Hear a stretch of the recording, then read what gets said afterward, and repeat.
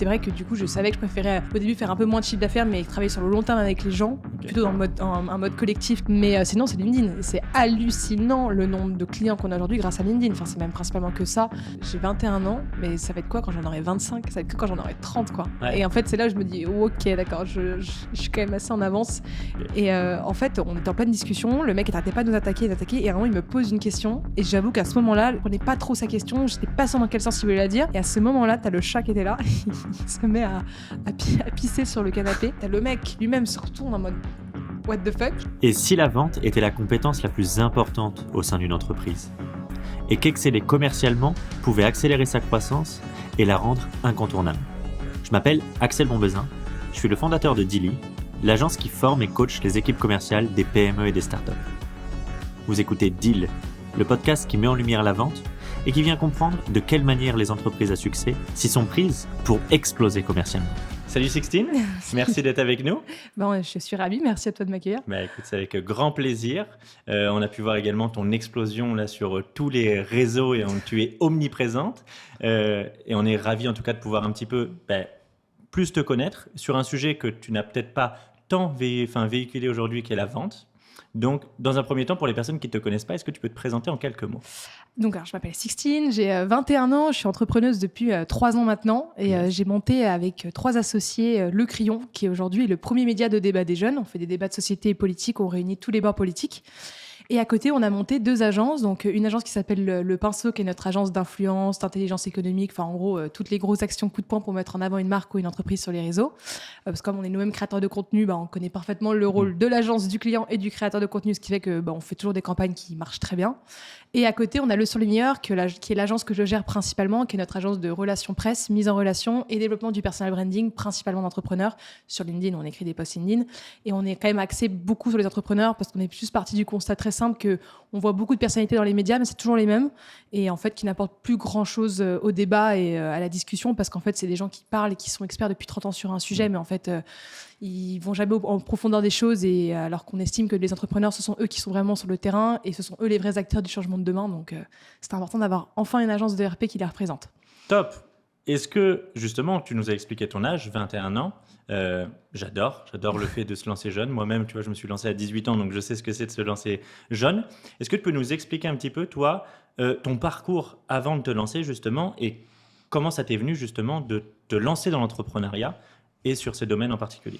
Moi, j'étais au lycée français de Lausanne en Suisse. D'accord. Et c'est là que j'ai eu l'idée de monter le Crayon en terminale parce que je suis passionnée de politique. Donc les seules personnes avec lesquelles je pouvais en parler à l'époque, c'était mes profs et pas les gens de mon âge. Donc j'en ai parlé à mon frère Valran en lui disant il faut lancer un média qui parle aux jeunes. Lui qui faisait déjà de l'entrepreneuriat mais plus dans l'événementiel et qui est un passionné de débat, ça depuis toujours. D'ailleurs tu verras une discussion familiale, c'était trop bien, évidemment. Et donc on a lancé le Crayon, puis il y a Julie et Antonin, nos 2 autres associés qui nous ont rejoints et c'est comme ça que tout est né. Mais à la base, c'est vraiment venu d'un simple constat que j'en avais marre d'en parler qu'avec mes profs et que les gens de mon âge comprenaient rien, quoi. Okay. Donc en fait, quand on partait en débat en cours, il y avait que moi et le prof parce que personne ne pouvait suivre. Donc ça veut dire que toi, tu as fini donc, ta terminale, tu as obtenu ton bac et tout de suite, tu t'es lancé dans l'entrepreneuriat ? Alors, je me suis lancée tout de suite dans l'entrepreneuriat, mais j'ai quand même fait en parallèle parce que ma mère voulait absolument que je fasse des études. Okay. J'ai commencé à la Sorbonne en éco-gé, mais j'ai détesté ça. Enfin, franchement, c'était pas du tout pour moi. Hyper théorique. Moi, j'ai détesté ça, surtout que moi, je suis quelqu'un de hyper émotionnel. Donc, j'ai besoin d'aimer mes profs pour aimer la matière. Okay. C'était peut-être immature de penser comme ça, mais je fonctionne comme ça. Donc, les profs là-bas n'étaient pas du tout proches des élèves. Ils s'en fichaient complètement. Même eux, limite, n'étaient même pas heureux d'être profs. Donc, en fait, il n'y a rien qui allait. Donc, j'ai détesté. Okay. Et j'ai changé en cours d'année. J'ai rejoint en février de ma première année une école qui s'appelle l'école W, qui est affiliée au CFJ, qui est le Centre de formation des journalistes. Et là, il y a beaucoup plus de pratique que de théorique. J'ai pas du tout aimé l'école, plus pour des raisons de... Le corps enseignant était très malveillant avec les élèves. Donc, moi, j'ai eu beaucoup de mal. J'ai vécu un peu de harcèlement là-bas. J'ai eu beaucoup de difficultés. Mais heureusement, comme je savais que mon objectif principal était le Crayon et comme ça me permettait d'avoir beaucoup de temps libre et beaucoup de périodes de stage libre que je pouvais faire au Crayon, ça m'allait très bien. Donc, j'ai obtenu un bachelor. Mais vraiment, c'était plus pour ma mère qu'autre chose. Et après, comme elle a vu que le Crayon explosait, que ça marchait très bien, elle m'a laissé ne pas faire de master et continuer dans cette voie. Voilà, exactement. Ok, génial. Et donc, par rapport à tout ça, c'était quoi un petit peu pour que je comprenne déjà ton rapport à la vente, et tu vas nous expliquer justement comment tu as développé après ces agences. C'était quoi tout d'abord ton rapport à la vente ? Parce que comme tu dis, tu as commencé relativement jeune. Sixtine a été comment? Relativement extraverti, timide. Tu nous parlais que justement, par contre, en termes d'animation de débat, je pense que c'était ta passion. Donc, savoir te mettre en avant, ça doit être quelque chose que tu maîtrises. Explique-nous un petit peu. Alors oui, ça me mettre en avant, même de manière innée, j'y arrivais assez bien. Je me faisais vite remarquer, j'ai une grande gueule, hyper extravertie. Mais comme j'ai toujours été vachement dans l'humain, je pense que c'est ça qui m'a aidé à être assez bonne dans la vente assez vite, même si j'étais très jeune et que je n'avais aucune compétence. Parce qu'en fait, comme je suis quelqu'un d'hyper empathique, j'arrivais très facilement à cerner les points faibles et les points forts des gens, ce qui fait que je pouvais appuyer dessus en fonction pour réussir à être sûr que, de un, la personne avait vraiment besoin de nos services, parce que parfois, tu as des gens qui viennent te voir, mais en fait, ils savent même pas de quoi ils ont besoin. Et après, c'est une horreur de travailler avec eux, que ce soit pour eux comme pour nous, parce qu'en fait, il n'y a rien qui convient pour personne. Et donc, d'abord, c'est s'assurer que en fait, tu peux vraiment résoudre leurs problèmes, donc vraiment en creusant bien. Et ensuite, tout simplement appuyer sur les bons éléments pour réussir à closer le client, en fait. Et ça, c'était beaucoup d'humain et d'empathie, parce qu'en fait, quand tu closes un client, ça se fait surtout sur la relation que tu as avec lui, plus parce que sinon, entre la différence entre toi et une autre agence, elle se joue quasiment, elle est à même pas 1%. En fait, la vraie différence, ça se joue vraiment sur l'humain. Et donc, comme j'étais très bonne là-dedans, ça m'a permis d'être bonne assez vite, en fait. Ok. Donc, différenciation plus par également les valeurs humaines, la personnalité, que par le produit. Exactement. Et juste avec qui tu veux bosser très vite. En fait, au début, moi, je voulais pas closer n'importe quoi, n'importe comment. J'avais vraiment bien retenu ça de pas mal de films, en fait. C'est con, mais pas mal de films ou de séries, ou même de mes frères, ou même de mes parents, j'avoue. Et puis, c'est vrai que du coup, je savais que je préférais au début faire un peu moins de chiffre d'affaires, mais travailler sur le long terme avec les gens, plutôt dans un mode collectif qui est une de nos valeurs. Faire du one shot. Exactement. Plus que être en roue libre, en avoir plein, et en fait c'est ingérable, et en fait après t'as une mauvaise image de marque et c'est une catastrophe pour tout le monde, quoi. Ok, génial cette vision. Comment ça se passe? C'est-à-dire, tu lances donc la boîte avec ton frère et 2 autres associés. Vous êtes les premiers commerciaux? Ouais. Vous faites comment? Comment ça se passe justement? Comment vous obtenez vos premiers clients? Comment justement vous arrivez au moment de rendez-vous pour essayer, comme tu l'expliquais, comprendre les besoins, parce que c'est ultra important de bien cerner les besoins et pour leur faire la bonne proposition? Comment ça se passe tout ça? En plus, au début, c'était assez marrant parce qu'à la base, quand on a lancé le crayon, on n'avait pas du tout d'idée de business model. À la base, on n'était qu'un média. On ne savait plus du tout comment faire de l'argent. C'était même pas un but. À la base, on pensait que ce serait un projet étudiant. Et même, ça serait plutôt un sorte de tremplin pour faire de meilleures études. Mais on ne pensait pas que ce serait un vrai projet de vie. Et en fait, on a commencé au début à faire de la production audiovisuelle pour des startups d'amis qui venaient de se lancer. Donc, un peu dans tout ce qui était pub, production. On a vite réalisé, donc c'était comme ça que sont venus les premiers clients, en fait, parce qu'ils voyaient très bien qu'avec le média, on était capable de faire de beaux rendus et que ça marchait assez bien, qu'on avait tout le matos pour. En fait, on s'y connaissait pas du tout en rien. Enfin, on était complètement en roue libre. Et en fait, on s'est rendu compte qu'on avait des très bons résultats à des prix pas du tout, des prix catastrophiques, tu vois. Donc, dans le sens très abordable. Ouais, genre pas du tout cher. Et surtout, en fait, on a vite réalisé aussi que c'était à l'enfer de la production audiovisuelle, c'est-à-dire que t'as je sais pas combien d'allers-retours clients, même si c'était spécifique, t'en avais mettons 2 ou 3 ou 1, t'en as quand même beaucoup plus que ça, parce que le mec il force, donc en fait tu vas pas non plus dire non, donc c'est un peu compliqué. En fait il y a toujours un problème, en fait c'est jamais le bon prix, parce que c'était une angoisse, donc on a préféré arrêter, c'était beaucoup trop chronophage. Donc c'est là qu'on a en fait développé après les 2 autres agences en fonction de services qu'on a encore une fois rendu à des amis, mais à chaque fois c'était vraiment par le cercle proche, en fait, cercle 1 ou cercle 2. Le réseau. Ouais. Et puis à l'époque, les 2 principaux commerciaux, c'était Valran, mon frère, et moi-même. Après, il y a Jules, donc aujourd'hui, qui gère Le Pinceau, qui est devenu aussi l'un des vrais commerciaux de la boîte. Antonin, lui, n'a jamais fait de commercial, et il est vraiment beaucoup plus créatif et beaucoup plus mieux dans le côté éditorial et le média. Mais sinon, les 3 associés, enfin mes 2 associés et moi, c'est nous les principaux commerciaux de la boîte. Il n'y en a pas d'autres, en fait, encore aujourd'hui. Génial. Ouais. Top. Donc ça veut dire que c'est l'une des questions que j'allais te poser, parce qu'il me semble que la croissance aujourd'hui de l'entreprise, vous êtes passé, là vous êtes à 15 collaborateurs, c'est ça? Ouais, c'est ça? Un peu plus de 15. Félicitations. J'ai vu qu'il y a des gros objectifs derrière, mais on en parlera un peu par la suite.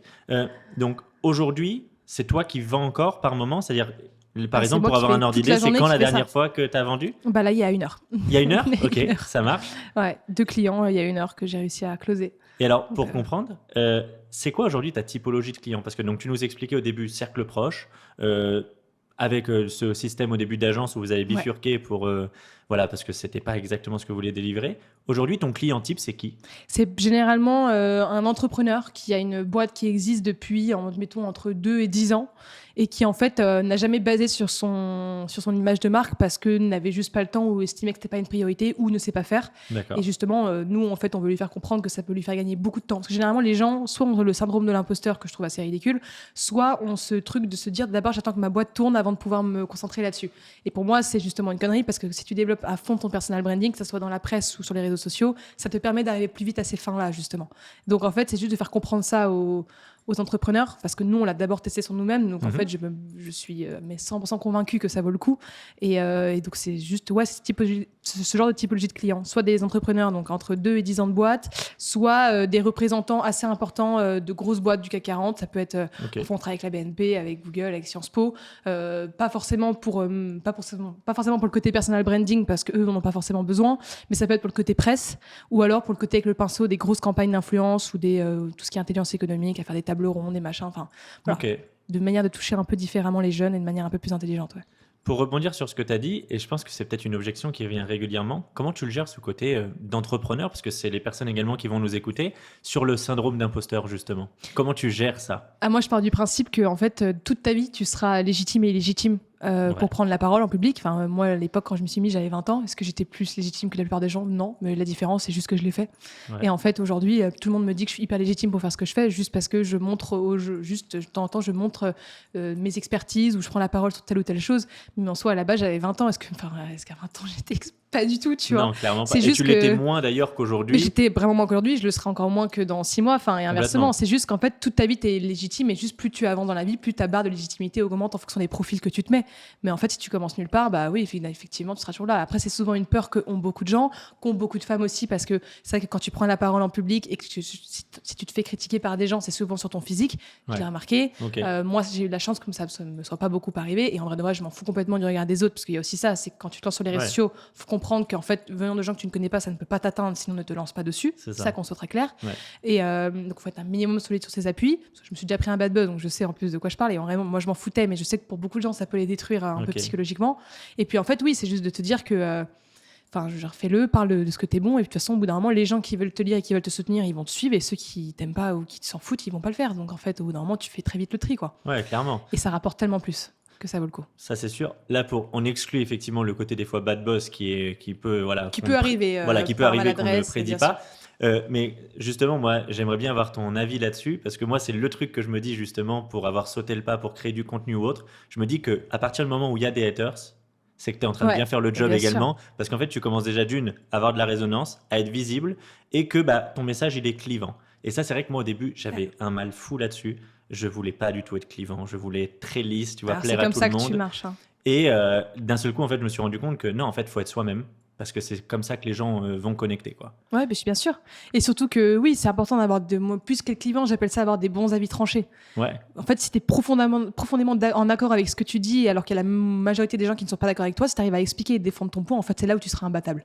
Et c'est là où tu te différencieras beaucoup plus vite. Et que même les gens qui ne sont pas d'accord avec toi, à la fin, s'ils sont vraiment pas de mauvaise foi, ils reconnaîtront que en fait, tu es quand même très fort, même s'ils ne sont pas d'accord avec toi. Et là, on voit peut-être la passion politique qui vient justement rattraper, parce que je pense que c'est ça que tu as dû aussi observer plus jeune, parce que justement par rapport à ce que tu dis, un politique par rapport à une idée, si je peux dire son adversaire, il a une idée totalement inverse, pour autant il doit pas se déboulonner, quoi. Non, en plus ils sont quand même assez bien dans la politique, généralement t'as plus de gens qui t'aiment pas que de gens qui t'aiment bien. Ça, c'est clair. Si tu passes ton temps à te justifier de choses que tu fais, parce qu'en fait tu veux plaire à tout le monde, et comme c'est impossible de plaire à tout le monde, faut choisir son combat. Mais bon, ça c'est encore une fois une question de stratégie des politiques, mais bon, il y a beaucoup de choses que je ferais pas comme eux, qu'importe le bord politique, mais bon, bref. Ok, top. Donc tu m'as dit que tu as closé il y a à peine encore 1 heure, donc écoute, félicitations. Est-ce que tu as une anecdote par rapport à la vente, vraiment un truc un peu what the fuck qui vous est arrivé, le truc que tu as en tête? Ouais, c'est un truc un peu particulier. On a un chat à l'appart qui s'appelle Bah alors. Non, pourquoi. Ce chat est à la base le chat d'Antonin. C'était l'année DB? Non, pas du tout en plus. Mais, c'est vrai? Si? Non, je sais pas, non, pas du tout. Non, à la base, elle s'appelait Athénaïs, mais on l'a appelée Bah alors, parce que bref, je sais pas. Et en fait, ce chat a la particulière des façons de ne rien foutre de ses journées, donc ça très bien. Et en fait, un jour, on avait un client hyper important que je ne citerai pas à la maison. Vraiment, un client, fallait vraiment le closer, tu vois. D'accord. D'habitude, mais en plus, je fais souvent des calls avec les clients parce que c'est plus efficace pour eux, comme pour nous, tu gagnes du temps. Parfois, je les reçois à l'appartement quand vraiment c'est des clients importants ou que ils ont le temps de se déplacer ou que nous, on a le temps de se déplacer. Parce que moi, je préfère quand même les calls, qu'importe avec qui, que ce soit Albert comme en fait Bernard Tapie Les Oui. calls restent quand même plus efficaces pour lui. Pour moi, tu as plus de temps, c'est efficace, c'est fait. Mais bon, parfois, tu les reçois à la maison. Bref. Juste par rapport au call, quand tu dis call, tu fais de la visio ou juste Ouais, du call? ah non, visio, parce Ok. que moi, j'estime quand même qu'il faut pouvoir voir le visage des gens. Moi, j'aime bien rencontrer des gens. Je suis dans l'humain, j'adore rencontrer des gens. Sauf que je Ok. sais que je perds du temps. Eux vont en perdre à venir Ouais, bien sûr. ou machin. C'est quand même Non, mais plus ok, mais pratique, quand les calls. c'était juste, voilà, pour eux, c'est call, ok, mais toi, c'est de la visio quand même, tu vois les gens, tu vois les interactions, Oui. Ouais. et effectivement, c'est plus efficace pour tout le monde, ça évite de Ça évite, passer du temps dans c'est les le télétravail transports. qui nous a appris ça, ouais. C'est Ok. juste une question de gain de temps. Et donc c'était à l'époque, c'était il y a un an, donc c'est vrai qu'à l'époque on faisait un peu moins de visio. La personne vient à l'appart et donc se pose dans le salon et en fait arrêtait pas de nous essayer de nous challenger sur ce qu'on faisait, etc. Parce Ok. que la personne était quand même un peu plus âgée, donc un peu plus compliqué à convaincre, etc. Mais c'était un gros client, c'était sur un truc de 6 mois à l'époque, c'était la première fois Ok. qu'on pouvait avoir un client aussi longtemps. Enfin, c'était un vrai truc. Et c'était au tout début de mon agence, le Surligneur. Ok. Et en fait, on était en pleine discussion. Le mec n'arrêtait pas de nous attaquer, et à un moment, il me pose une question. Et j'avoue qu'à ce moment-là, je comprenais pas trop sa question. J'étais pas sûre dans quel sens il voulait la dire. Et à ce moment-là, t'as le chat qui était là. Il se met à pisser sur le canapé. Ok. Le canapé d'en face. Sauf que moi, je vois le truc. Je vois que le chat allait pisser. Je me dis, qu'est-ce que je fais? Est-ce que je laisse le chat pisser? Est-ce que je l'interromps? Mais en fait, par rapport au mec qui me posait la question, qu'en plus, c'est pas n'importe quel client où tu sais que ça peut devenir un pote. Ça peut être d'une J'étais en mode, maladresse en mode impoli. qu'est-ce que je fais? Et en fait, le chat commence à se mettre à pisser. On entend le bruit. D'accord. Et là, t'as le mec lui-même se retourne en mode what the fuck. Je suis où? Et là, moi, j'étais en mode merde. J'étais en mode est-ce qu'il va se marrer? Est-ce qu'il va péter un câble? Est-ce qu'il va dire putain, est-ce qu'il va se casser? C'est pas sérieux. Enfin, j'étais en mode tu sais jamais comment les gens peuvent Ouais, réagir. c'est à double tranchant. Et en fait, le mec regarde le truc et au début, il commence à faire une tête un peu bizarre. Je me dis ok, merde, il va être méga vénère. J'étais en mode comment justifier ça? Je commence à me préparer le fait que le chat était un peu malade. J'ai commencé à inventer un mytho dans ma tête. Et en fait, le mec commence à se taper une énorme barre. Il commence à me parler de son chat. Donc en fait, le mec avait aussi un chat. Donc là, paf, Donc là, t'as créé lien du émotionnel. Là, t'as créé du Et il lien. avait un chat. Il me dit, mais vous aussi, votre chat. Et il explose de rire. Il fait, putain, mais vous aussi, votre chat, il pisse tout le temps dans le. Il ne dit pas pisser. Il dit, vous aussi, votre chat, il fait tout le temps ses besoins dans le salon, etc. Et moi, j'étais en mode, what the fuck, le mec est en train de parler de son chat. Et moi, je dis, bah oui, malheureusement, ça arrive. Je suis désolée. Moi, je commence à paniquer. Il me dit, ah, mais c'est énorme. Mais il commence à me parler du chat. Mais il me pose plein de questions sur le chat. Moi, c'était pas mon chat, donc j'en avais aucune idée. Donc je commence à raconter n'importe quoi sur le chat. Qu'il a 5 ans, je sais même pas quel âge a le chat. Une Enfin, vraie je closeuse, raconte quoi. n'importe quoi, tu vois. Parce que j'en savais rien, que c'était Ok. une foutue idée du chat, tu vois. Et le mec, après, d'un coup, c'est vachement détendu. Donc, en fait, à la fin, on a fini par le closer. Et puis, là, c'est encore notre client aujourd'hui. Ça fait plus d'1 an qu'on travaille avec lui. C'est même devenu un peu un ami, tu vois. Incroyable. Mais à l'époque, j'étais en mode, j'étais même pas sûre que j'allais réussir à le closer. Il n'arrêtait pas de me challenger. J'étais en mode. Et à l'époque, c'était quand même 6 mois, c'est énorme quand tu lances de réussir à closer un client sur 6 mois, quand tu Non, lances mais ton truc, carrément, c'est surtout sûr. en RP et tout. Et puis, en fait, grâce au chat, enfin, je sais pas si c'est grâce au chat, ça se trouve, il aurait signé dès le début, il voulait juste me titiller, Ouais, je bien sais sûr, pas. te challenger, Mais entre nous, on garde cette anecdote de, en fait, grâce au chat, finalement, il sert quand même à quelque chose. Il sert pas que à détendre l'équipe parce que ça fait un petit doudou à caresser. C'est vraiment, en fait, même, il m'a servi à closer ce client, tu vois. Énorme. Et, T'as eu puis un voilà. sacré ascenseur émotionnel J'ai eu, finalement. en fait, j'essaie de garder la face, qui était pas évident parce que je suis quelqu'un où mes émotions se voient beaucoup sur mon visage. Et en plus, à l'époque, je les contrôlais encore moins qu'aujourd'hui. Et vraiment, le mec a dû, enfin, je sais pas trop comment j'étais à l'époque, mais je me rappelle que j'étais en mode merde. J'étais en mode comment je vais jouer. En plus, j'ai dû devenir un peu rouge. Enfin, Ouais, bien sûr. bref, mais tout ça grâce au chat. Donc, Génial, c'est cette pour ça que anecdote. parfois, on a une sorte de pyramide de monnaie où en fait, on a en fonction du chiffre d'affaires qu'on fait dans le mois, on fait une activité avec l'équipe. Et à un Ok. moment, on avait dit que là, grâce à ce chat, on avait fait du coup un meilleur chiffre d'affaires ce mois-ci. On avait dit qu'on fêterait l'anniversaire du chat. Enfin, on avait raconté n'importe quoi. Ok, C'est d'accord. cool, c'est resté une petite blague. Ok, c'est la petite private voilà. joke de Puis, l'agence. du coup, on fêtera l'anniversaire cette année du chat. Ok, Voilà, c'est une petite génial. connerie, marrant. Ok, bon, écoute, super anecdote. Pour comprendre un petit peu, on en a parlé rapidement tout à l'heure. 4 associés. Maintenant, aujourd'hui, vous êtes plus de 15, tu m'as Ouais, dit? un peu plus de 15, ouais. Ok, génial. C'est quoi justement vos axes de développement? C'est sur quel pôle, par exemple, que vous recrutez, vous? Parce que tu m'as expliqué qu'il n'y avait que 4 sales finalement, c'est ça?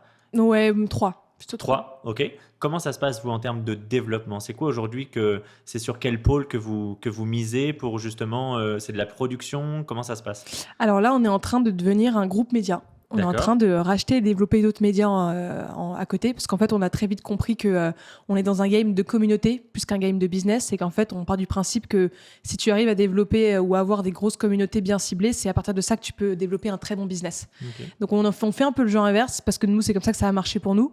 Donc on est en train de faire la même chose, et surtout, on a compris que dans les médias, au bout d'un moment, t'as un plafond de verre dans une croissance verticale. En revanche, pour une croissance horizontale, non. C'est Carrément. infini. Ok. Donc en fait, on est en train de se développer en tant que groupe média, en rachetant des médias ou en développant des médias sur d'autres thématiques. Évidemment, toujours neutre politiquement. Le but ne D'accord. sera jamais de se politiser parce qu'on ne le souhaite pas. Et puis de développer des business autour de ça, parce que les médias, en fait, t'as des gens qui arrivent très bien à développer des communautés, mais qui sont nuls pour les rendre, pour avoir un vrai business bien modèle sûr. autour de ça. Les monétiser, quoi. Exactement. Et là où nous, on sait très bien faire de monétiser un média. Ok. Donc, on est en train de développer ça. Puis, en fait, aussi passer par le fait qu'on a les agences aussi comme un peu comme système de balance entre les différents médias. On a les agences. Donc, en fait, tout passera par ça. Vu qu'on aura quand même beaucoup d'énormes communautés dans plein de domaines différents. Ce qui fait que ça passera plus facilement avec les agences qui peuvent gérer tout ça. Enfin, en fait, ce sera un vrai groupe média, quoi. Ok. Donc, c'est comme ça qu'on se développe. On est en train de finaliser une levée de fonds. On ne l'a pas encore annoncé parce qu'elle n'est pas encore finalisée. Ok, ça marche. On en est sur la fin pour faire de la croissance externe. Voilà, c'est la première fois qu'on lève des fonds. D'habitude, on était complètement bootstrap. Ok. Et là, on en fait juste pour faire de l'hypercroissance. Parce qu'on est déjà complètement rentable et en grosse croissance. Mais là, on a envie d'aller un peu plus vite. On est un petit peu impatient, j'avoue. Ok. Mais donc voilà, c'est plutôt un bon... je pense que ça va être au début du Q3. Donc, je sais pas, début juillet, que je pense que tout ça va commencer à s'enchaîner. Ouais. Top. Et alors justement, par rapport à cette croissance, justement cette levée de fonds, l'argent que vous allez chercher, c'est sur quoi que vous allez l'investir? Parce que comment ça se passe, toi qui justement explique que tu es en train également de croître de manière verticale, pourtant il n'y a que 3 sales. Comment ça se passe aujourd'hui? Parce que là, à un moment, vous allez avoir un plafond de verre humain qui va alors, vite déjà, arriver. nous, on estime qu'on est constamment en recrutement. C'est-à-dire Ok. qu'en fait, dès qu'on a un bon profil, on l'embauche, même si parfois, il n'y a pas forcément besoin, parce qu'en fait, il y a toujours un besoin. Et souvent, parfois, ça nous arrive d'embaucher des gens et en fait, ils font complètement autre chose que ce qui était prévu à la base, parce qu'en fait, ils sont même meilleurs dans ce genre de trucs-là. Ok. Nous, on préfère recruter des profils qui sont profondément bons que recruter pile quand on a besoin, parce qu'en fait, au bout d'un moment, si quelqu'un est bon, tu as plus de temps, donc en fait, tu peux avoir plus de clients, donc en fait, c'est toujours logique. On embauche évidemment, même encore aujourd'hui. Moi, je pense qu'on embauchera tout le temps. Ok. Et puis évidemment, oui, la levée de fonds va aider à embaucher encore plus et puis à racheter des médias, enfin en tout cas faire de la croissance externe, ça c'est sûr. Ok. Mais voilà, on veut juste pouvoir se... Mais c'est compliqué de recruter des gens bons. Hein. C'est vraiment pas évident parce qu'en fait, c'est pas avec des entretiens que tu peux le voir. Et parfois, les CV veulent strictement rien dire. Nous, les meilleures personnes qu'on a dans l'équipe, c'est ceux qui auraient peut-être eu les moins bons CV à la base. Mais je suis curieux, alors tu fais comment justement maintenant, toi? C'est hyper... C'est Franchement, quoi les ça nous est critères que arrivé tu de faire, utilises? ça nous est arrivé de faire des erreurs de recrutement parce qu'en fait, tu pensais que la personne était bonne et en fait, parfois elle l'est, mais en fait, en termes de valeur, ça correspondait pas du tout à la boîte. Et parfois, il y en a qui correspondent hyper bien, mais en fait, ils sont juste pas compétents et c'est hyper compliqué de réussir à calibrer ça. On a différents filtres en fait généralement quand c'est un de nos pôles en fonction des associés, la personne passe toujours en dernier. On a souvent notre manager général Manon qui fait le tri, qui trie avant, mais c'est hyper compliqué parce que tu te bases au début un peu sur l'expérience, tu vois, un peu sur un petit premier call, un peu le premier fit humain et l'expérience, qu'est-ce que la personne, de quoi elle est capable et est-ce qu'elle pourrait s'épanouir dans le type de poste que tu pourrais avoir, et après tu fais un entretien et tu poses différentes questions et tu vois, mais en fait souvent c'est un peu à l'aveugle parce que tu as vraiment du mal et voilà, c'est presque souvent nous les meilleurs recrutements qu'on a quand même fait, c'est des recrutements de gens qu'on avait déjà embauchés qui nous suggéraient d'autres gens. Parce D'accord. que du coup, moi je pars du principe qu'une grosse partie de qui on est et Dépend de notre réseau. la somme des 5 ou 10 personnes que tu fréquentes le plus. Carrément. Donc si quelqu'un te suggère un profil que la personne connaît vraiment très bien, c'est quand même, tu te dis, il y a quand même pas mal de points communs avec la personne, donc ça peut assez bien convenir. Et souvent, ça a été le cas. Ok. Donc en fait, encore une fois, très par l'humain en fait. Hein. Mais... Ok, top. Et en plus, j'ai vu également dans le podcast Les Jeunes Branches où tu en parlais et j'ai trouvé ça intéressant, ce côté où toi, limite, tu n'hésites pas à recruter des personnes meilleures que toi. Quoi. Ah oui. C'est ce que tu recherches. Ah mais moi, en je fait. suis pour, bien sûr. Moi, je suis complètement pour parce qu'au bout d'un moment, moi, le but, c'est pas de faire de l'opérationnel toute ma vie dans ma boîte. Moi, je veux. C'est pas là où je suis la meilleure, clairement. Je suis le meilleur dans la vente et je suis meilleur dans tout ce qui est l'image de marque, la vente, etc. Je suis pas meilleur dans les tâches opérationnelles à faire au sens propre.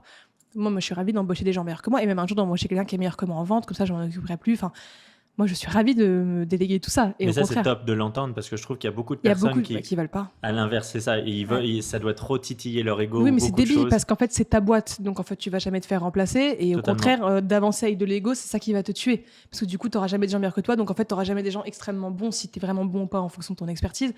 Donc, en fait, Ouais, je suis d'accord. c'est quoi le sujet? Dans ce cas-là, lance pas une boîte, une vraie boîte. Enfin, lance-toi tout seul, quoi. Tu vois, j'ai envie de te mais dire, j'ai déjà vu ça, moi, en plus, dans d'autres, par exemple, PME, où tu as des commerciaux qui peuvent d'un seul coup, par contre, gagner plus par moment que la direction. Ouais. Sauf que ce que la direction oublie, c'est oui, mais à la fin de l'année, vous aurez des dividendes, pas le commercial, Ouais. tu vois. Oui, Et, moi, c'est même pas comme ça que je vois le truc, mais c'est surtout que si tu veux que ta boîte grossisse, il faut que les gens soient meilleurs que toi dedans. Parce que C'est sinon, sûr.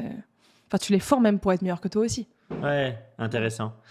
Explique-nous un peu, justement, aujourd'hui, toi, c'est quoi votre cycle commercial, de l'acquisition jusqu'à la conversion? Parce que tu parlais de closing, mais comment les clients ils viennent à vous? Parce que vous êtes des spécialistes, justement, de développer des audiences. Ouais. Mais je suis curieux de savoir, parce que je suppose que la cible, et j'ai regardé un petit peu quand même ton contenu, entre LinkedIn et Instagram, c'est pas du tout Ça le n'a même rien à contenu. voir. Ouais. Donc justement, je suis curieux de savoir comment ça se passe en fait chez vous. Alors, moi, les clients viennent moi, je fais quasiment plus de prospection aujourd'hui. J'en fais même zéro. En fait, sauf D'accord. quand je fais des événements, je rencontre des gens, mais c'est pas vraiment de la prospection. C'est plus parce que ça se fait sur un fit humain. Mais sinon, c'est la plupart des clients viennent à moi grâce à LinkedIn, en fait. Tout grâce à LinkedIn. Ou de recommandations d'autres clients. On a beaucoup de D'accord. recommandations d'autres clients, ce qui fait très plaisir. Ça veut dire que les clients sont satisfaits, ce qui est très important pour moi. Donc, Complètement. je suis ravie. Mais sinon, c'est LinkedIn. C'est hallucinant le nombre de clients qu'on a aujourd'hui grâce à LinkedIn. Enfin, c'est même principalement que ça. Ça doit être 80% de ça dans ma branche, le surligneur. C'est hallucinant. Et en fait, et pourtant, je ne passe pas ma journée à écrire des posts en disant ce que je fais. C'est ce que ma boîte fait. C'est juste que j'écris des posts évidemment liés à mon expertise et à mon domaine, ce qui fait que quand les gens se renseignent un minimum sur ce que je fais, s'ils ont des besoins, c'est là où ils m'écrivent. Donc en plus, ça me fait des leads beaucoup plus qualifiés parce que c'est eux qui viennent à moi. J'ai même plus besoin ils sont à peu près convaincus de eux-mêmes de ce qu'ils veulent. De deux, j'ai plus besoin de leur prouver à quel point je suis bonne en call parce qu'en fait, ils ont déjà ce gage de crédibilité, ils l'ont déjà eu grâce à mon personal branding. Donc en fait, moi, en call, c'est juste d'essayer de comprendre leurs besoins. Est-ce qu'on va pouvoir bien y répondre parce que je ne veux pas prendre un client où en fait ça va mal se passer parce qu'on va pas être capable d'y répondre. Et est-ce qu'il y a le fit humain? Donc en fait, carrément. aujourd'hui, c'est limite même plus moi qui choisis mes clients avec qui je veux bosser que l'inverse, en fait. Ce qui est plutôt confortable. Ça arrive parfois qu'il y ait des erreurs, il y a des clients avec qui j'entends très bien et en fait, ça ne matche pas du tout parce qu'ils sont plus emmerdants ou qu'ils n'ont pas bien compris ou qu'en fait, eux-mêmes n'étaient pas sûrs de vouloir ça, donc ça se passe pas très bien. Bien sûr. Mais ça n'arrive quasiment jamais. Mais ça peut arriver encore parfois. Hein. Mais sinon, oui, c'est un luxe que j'arrive à m'offrir aujourd'hui, ce qui est génial.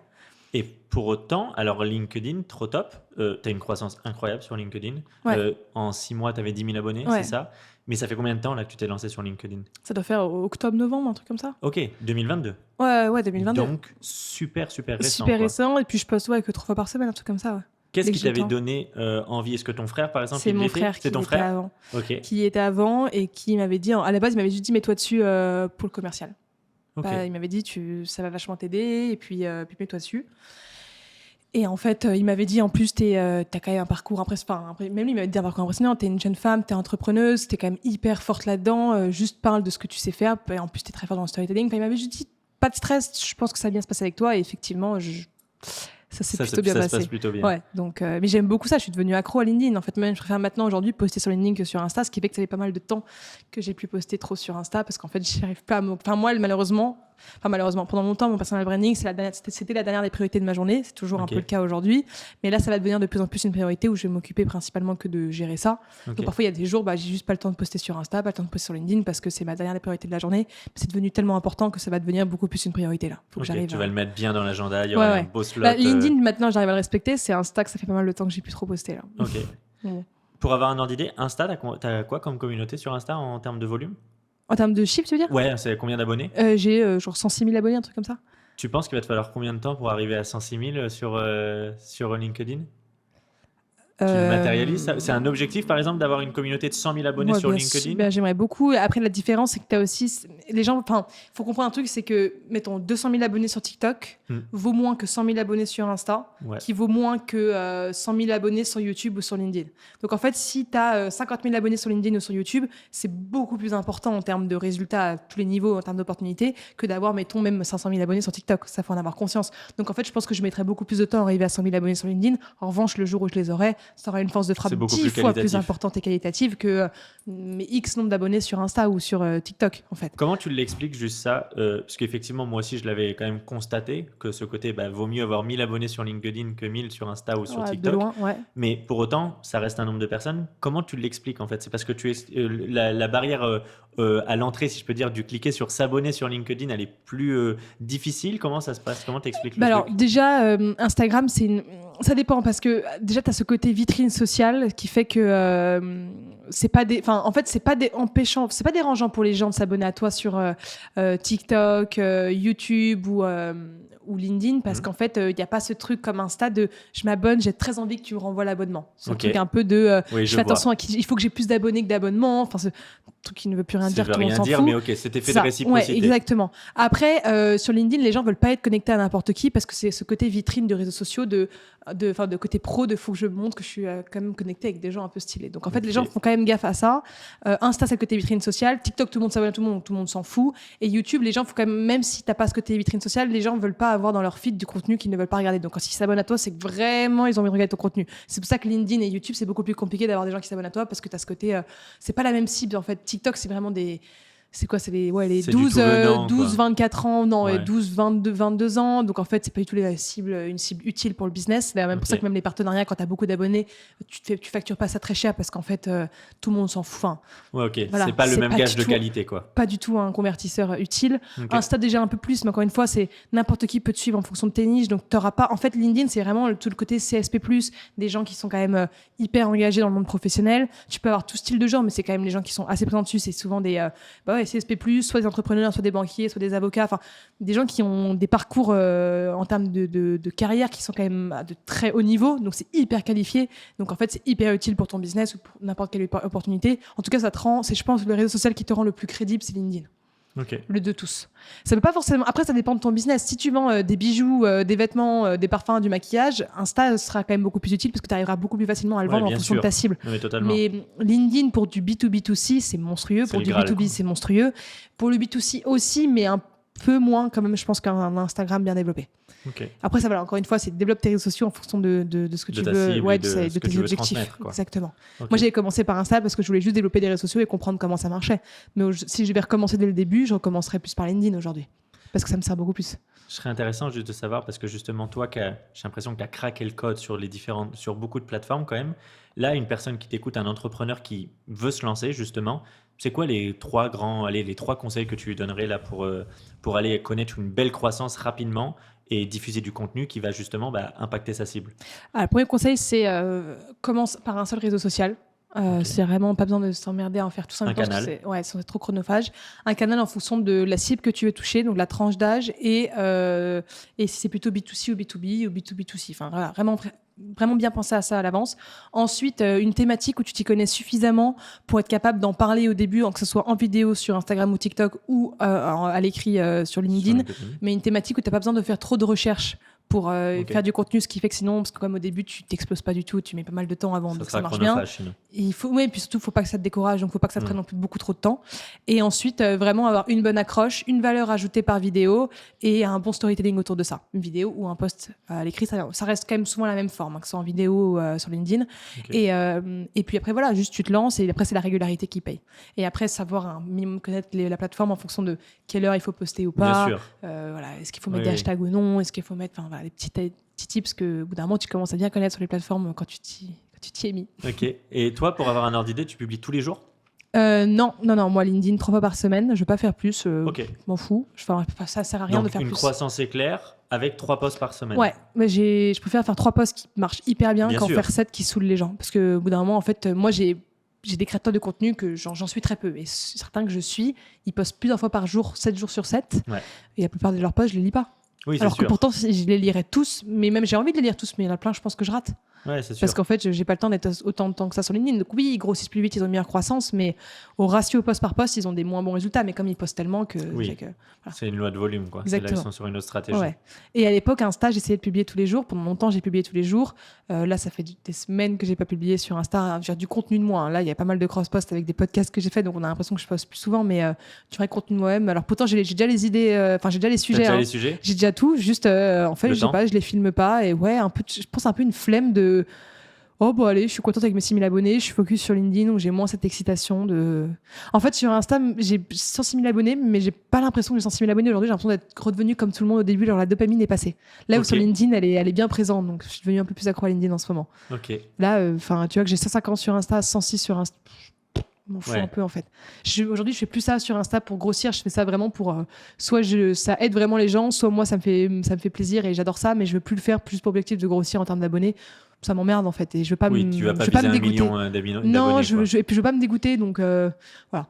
Ok, très intéressant. Tout à l'heure, tu nous parlais d'une pyramide quand tu nous as parlé Ouais. de ton chat. Bah alors, c'est ma question.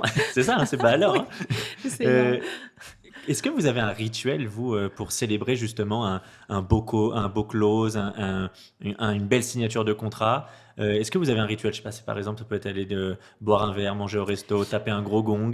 Est-ce que vous avez un petit truc? Oui, alors déjà dès qu'il y a une très bonne nouvelle, on fait comment ça s'appelle attends, Un on team fait building? non, Non on fait une Merde, comment ça s'appelle quand les joueurs de foot ils marquent un but, après ils font Une célébration? une célébration, Ok, excuse-moi. celebration. On fait une célébration, chacun a la sienne. D'accord. Mais comme bon, c'est souvent Valérant, Jules ou moi qui signons des deals, au bout d'un moment l'équipe, moi je suis assez vraiment je suis en mode allez, bref, je suis assez contente, donc toute l'équipe est au courant. Ok. On le rajoute, on a une pyramide, du coup on rajoute En fait, on a une pyramide où on a mis en fonction du nombre de chiffres d'affaires qu'on fait par mois, tu as différentes activités qui peuvent être possibles à faire en équipe tous les mois en fonction du nombre de chiffres d'affaires qu'on fait dans le mois. Ok. Et en fait, en dessous, on écrit le chiffre d'affaires. Et à la fin du mois, on regarde le nombre de chiffres d'affaires par rapport au palier, quelle activité on peut faire.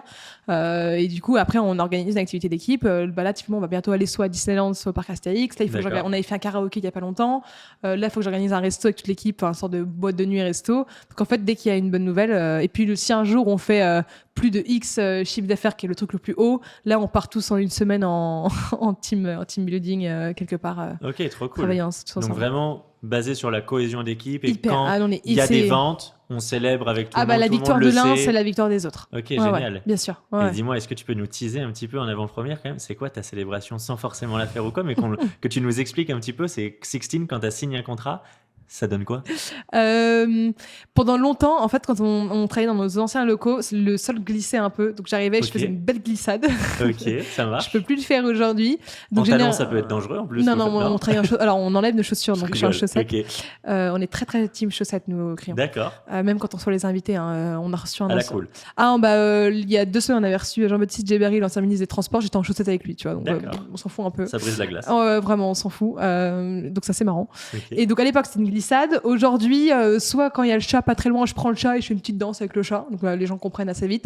Soit j'arrive et je saute et je fais un peu comme Mbappé sans croiser les mains. Je suis en mode genre, youpi. Voilà. Ok, top. Donc c'est plutôt cool. Bon, cool. J'ai vu sur tes réseaux, tu as parlé justement de tes objectifs qui sont assez élevés. Est-ce que tu peux nous en parler un petit peu plus là par rapport à c'est quoi les principaux challenges auxquels tu vas être confronté? Là, tu nous as parlé de levée de fonds, mais c'est quoi les principaux challenges là avec la croissance de ton entreprise auxquels tu penses être confronté?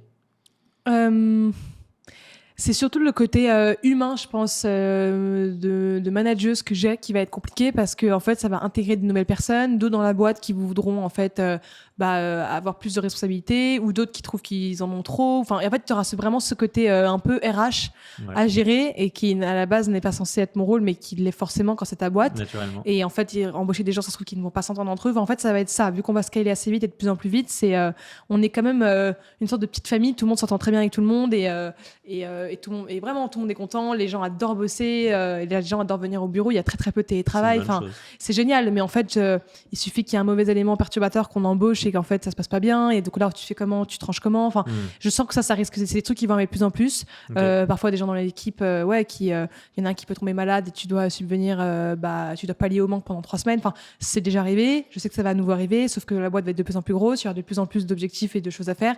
Et je sens que c'est ça qui va être la chose la plus compliquée à gérer dans les prochains mois. Ça va même pas être la communication, l'image de marque, les nouveaux clients, satisfaire les clients. Je sais que ça va pas être ça.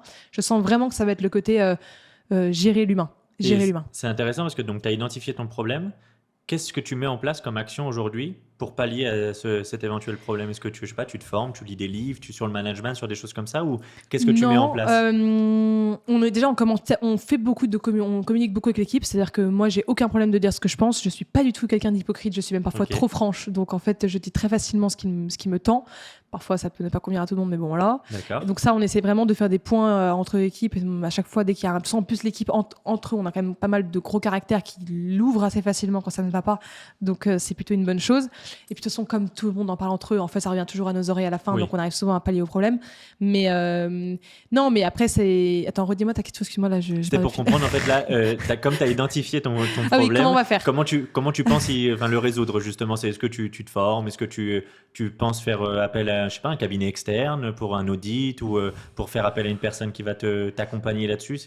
Non, franchement, ça va. Non, ça va vraiment être de la communication. Et puis, en fait, aussi, quand tu dis très facilement ce que tu penses, c'est aussi faire comprendre. Parce que parfois, aussi, quand tu es trop sympa avec ton équipe, ils prennent un peu plus d'aise que d'habitude, ce qui est enfin, je peux pas leur reprocher, c'est normal. On leur fait comprendre qu'ils sont à la maison et ils le sont évidemment. Et donc en fait, parfois, c'est juste de resserrer un peu les vis, parce que c'est compliqué de jongler entre ce côté trouver le bon pote, équilibre, quoi. Et en fait, à la fin, tu deviens pote avec eux, tu peux me sortir avec eux. Ouais, bien sûr. Et moi, en plus, je suis la plus jeune de la boîte, donc en plus, c'est pas évident. Ouais. Donc en fait, c'est juste réussir parfois à serrer un peu la vis et en même temps, voilà, c'est essayer de trouver un peu ce jonglage. On est 4 associés très différents, on fonctionne très différemment. Donc parfois, tu as le good cup et le bad cup, hein, c'est très simple. Okay. Et puis, en fait, on a des middle managers, une fille qui s'appelle Manon, une fille qui s'appelle Mathilde. D'accord. Et en fait, on préfère qu'elle garde le rôle du gentil good cup et que nous, parfois, on peut passer pour le bad cup, c'est pas grave. Mais en fait, voilà, au bout d'un moment, on part du principe que personne n'est irremplaçable. On fait en sorte que personne ne soit irremplaçable, ce qui fait qu'en fait, si au bout d'un moment ça ne matche plus, malheureusement, on se sépare des gens, ce qui n'est pas l'objectif. On veut aller le plus loin possible avec les gens avec lesquels on bosse, mais parfois, si ça ne matche plus parce qu'il y en a un qui en fait a trop pris la grosse tête, il y en a un qui finit par mal parler à ses collaborateurs, etc., même s'ils bossent très bien, on s'en séparait en fait. On met largement en avant le collectif et le fait d'avancer ensemble dans une équipe saine et qui se soutient, plutôt qu'il y en ait un qui nous fasse peut-être un chiffre d'affaires 3 fois supérieur, mais en fait qui pourrit tout ça. Qui pourrit tout le monde. Ouais, non, vraiment. Nous, on est plus sur un mood marathon que sprint. Ce qui est normalement une bonne logique. Ce qui est la logique, mais que, bien sûr, mais pas beaucoup de long. Mais qu'on peut oublier effectivement et qu'on peut se laisser distraire quand on est dans une phase d'hyper-croissance. Exactement. Où on se dit il faut juste envoyer du watt. Ouais, c'est vraiment ça. Ok, top. Est-ce que tu peux nous partager peut-être, c'est quoi les outils que vous avez en interne d'intelligence artificielle, tu veux dire? Non, alors, par exemple, un outil d'intelligence artificielle, ou est-ce que les logiciels, c'est quoi les outils un peu que vous utilisez au quotidien et toi, tes outils phares dans ta journée, quoi? On utilise beaucoup Slack, forcément. Pour la communication. Pour la communication d'équipe. Ouais, après, même si tu as des petits groupes WhatsApp entre pôles, parce que c'est plus efficace et plus rapide. Ça marche. Beaucoup Notion. D'accord. On est à fond sur Notion. Okay. C'est une pépite, ce logiciel. Enfin, franchement, c'est pour être organisé, efficace et clair, il n'y a rien de mieux. Et même pour nos clients, il y en a beaucoup qui sont sur Notion avec nous. Quand on écrit des posts LinkedIn, enfin, c'est beaucoup plus simple. Notion, Slack, et après, pour tout ce qui est montage, etc., ça, je sais pas trop ce que l'équipe utilise, que je t'avoue que la partie média, moi, tout ce qui est technique, prod, montage, je m'y connais pas du tout. C'est plus mon associé Antonin qui gère.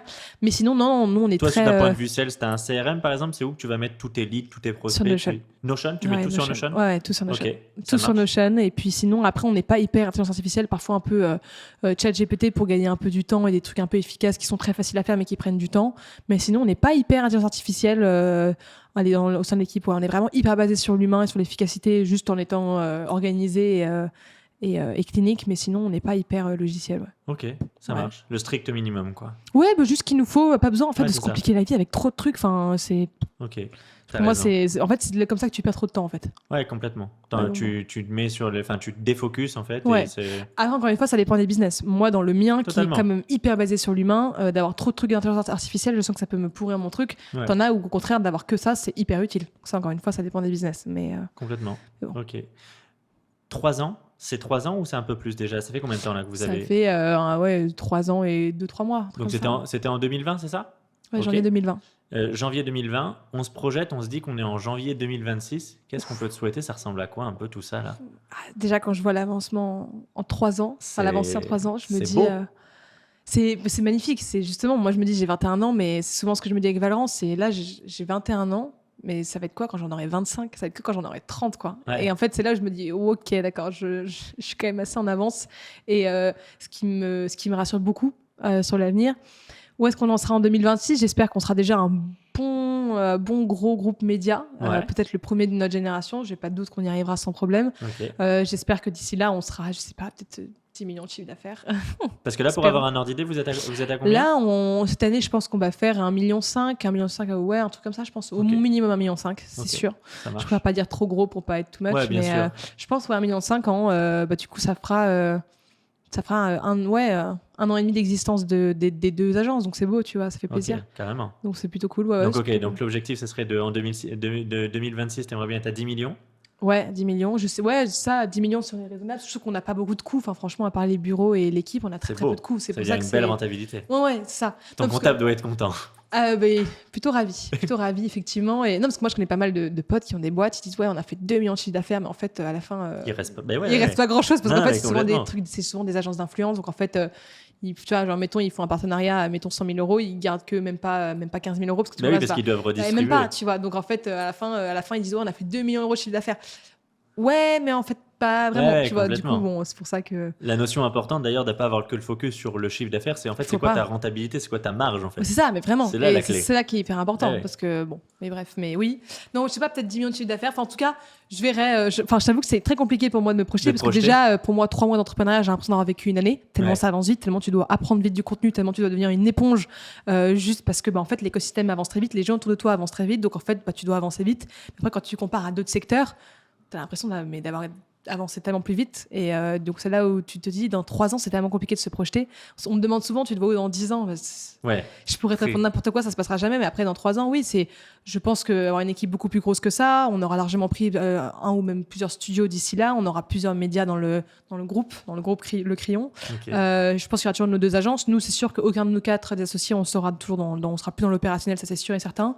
Beaucoup basé sur l'intelligence économique, nos personal branding et puis ouais. Enfin, franchement, c'est compliqué à prévoir, mais en tout Ok. cas, juste comme on est aujourd'hui, mais beaucoup plus développé. Plus structuré, Ouais. encore plus gros. En tout cas, on sera toujours tous les 4 encore dans le Crayon, ça c'est sûr. Ça, c'est Aucun sûr. n'aura fait un exit et on n'aura pas revendu d'ici là, sauf si on a vraiment la proposition qui fait qu'on ne pourra pas refuser. Mais aujourd'hui, on se voit encore entre 5 et 7 ans dans le Crayon, juste Ok. parce qu'on Parce que tu adore kiffes. ça en fait. Ouais. Moi, je ne veux pas faire autre chose de ma vie. Même là, tu me proposerais d'acheter n'importe quoi 20 millions ma boîte. Peut-être que je te dirais oui parce que c'est hyper intéressant et que tu serais con de Mais dire tu non. referais la même Mais chose. je serais trop triste de ne plus pouvoir travailler dedans parce Ouais, que je comprends. c'est juste un kiff quotidien. Enfin, hier, on était férié, je sais même pas qu'on était férié. Moi, j'ai bossé, j'étais ravie d'aller bosser, quoi, tu vois. J'ai vu ça sur des Donc, stories ouais. Instagram. J'avais bien compris que hier, Donc, pour bon. toi, il n'y avait pas de Bah jour non, ouais, parce férié, que quoi. j'adore ça en fait. Et Top. en fait, j'ai même une vie pro qui est beaucoup plus excitante que ma vie perso. Ok. Ce qui, du coup, est un peu plus compliqué pour ma vie perso, du coup. Mais Ok. donc, bon, c'est pour ça que je souhaite à tout le monde de réussir à faire. Ouais, c'est pour ça que je comprends les gens qui disent qu'à l'époque, mais moi, j'adore bosser parce que j'adore mon boulot. Et moi qui étais en cours, comme t'aimes pas les cours, t'es en mode, mais en fait, c'est trop chiant. En fait, toute ta semaine, t'attendais qu'une chose, c'est d'être le week-end et le dimanche soir, t'es déprimé. En fait, bah non, on l'a pas du tout, tu vois. Donc, Ouais. Ok, génial. Bon, écoute, ce podcast, il touche à sa fin. Déjà, merci beaucoup Bah, pour tout ce que merci tu nous à as toi. partagé. Le podcast s'appelle Deal, l'art de la vente. La question que j'aimerais te poser, que je pose à tous mes invités, c'est pour toi, c'est quoi la définition d'un deal? c'est un compromis. C'est fou cette Ok. question, on ne l'a jamais posée. Je dirais un compromis entre un besoin que tu peux réussir à pallier pour quelqu'un ou à l'inverse, quelqu'un qui peut réussir à trouver une solution à un problème que tu as. En tout cas, c'est un compromis entre un problème et une solution Ok. qui peut avoir un coût financier, un arrangement humain, qu'importe. Mais en tout cas, ouais, un compromis entre un problème et une solution. Bah écoute, on la garde. Putain, Merveilleux. c'est pas mal cette question, on me l'avait jamais posée, quoi. Bah écoute, je suis ravi en tout cas de t'avoir posé pour la première fois cette Ouais, j'étais question. en full impro, la voilà la réponse. J'étais où là, un deal. On adore que tu sois en impro. Où est-ce, même si on l'a pu le comprendre tout de même, où est-ce qu'on peut te retrouver? C'est où tes principaux... Principalement LinkedIn ou Instagram. Mais c'est vrai que LinkedIn, je réponds à mes messages sur LinkedIn. Pour l'instant, je peux encore. Tu y réponds? Ouais, Ok. LinkedIn, je peux encore y répondre. Ça Tu me vas prend du avoir temps, 20 mais je peux. demandes de messages juste après la diffusion de cet épisode. Je peux mais- y répondre encore. Ok. Insta, je peux plus répondre à mes messages. Faut pas m'écrire sur Insta. Ok, ça marche. Malheureusement. Donc, LinkedIn. Ouais, LinkedIn. Sixtine, merci beaucoup. Bah, merci à toi. Et à très bientôt. À très vite.